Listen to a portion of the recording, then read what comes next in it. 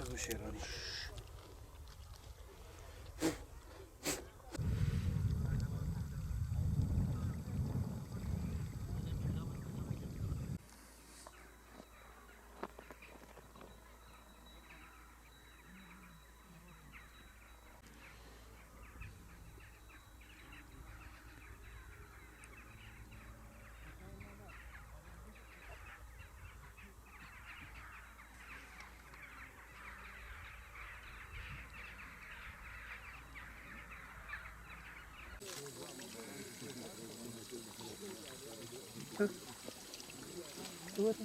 حبيبي هم قدر يكسو يوكري توزو على اكثر بروشين وترشي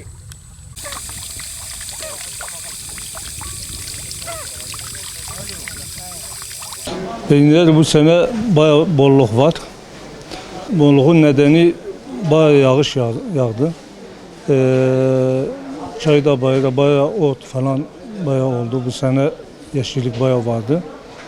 Buna rağmen yine artıyor, yani peynir sürekli artıyor. Fiyatları artıyor. Bu sene 3 ay içinde ortalama %40-50 daha üstüne geldi. Değil ki burada bütün Türkiye'de peynirde bolluk var. Yani vazgeçilmez bir üründür. Yani ne kadar da pahalı olsa olsun millet yine alıyor. Peynirleri arttığı için köylü getiriyor diyor, her şey pahalanmış. Biz de artık zam vermek zorundayız. O şekilde pahalanıyor yani.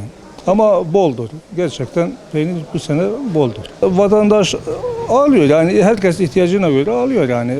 Kiloyla da alan var, tulumla da alan var. 100 kilo da alan var, 5 kilo da alanlar var.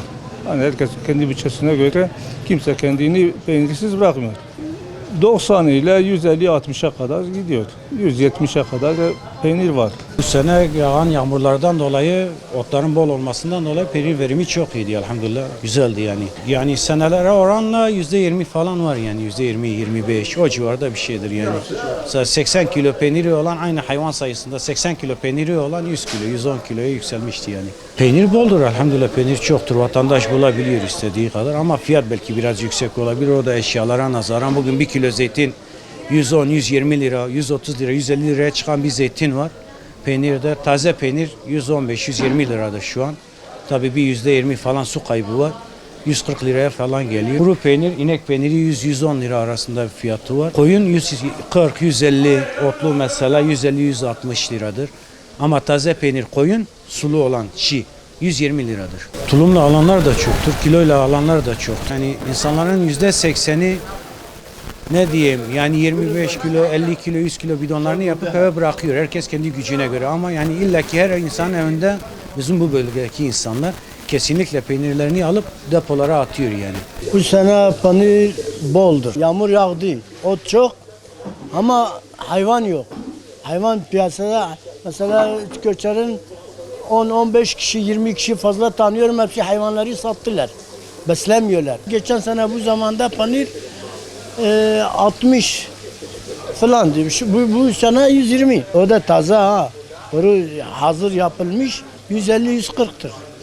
Hani şimdi bir ay sonra peynir 200'e de bulamaz. Mesela 100 kilo alan şimdi 50 kiloya düşmüş. 50 kilo alana 25'e düşmüş. Hani para tutuyor doğrusu.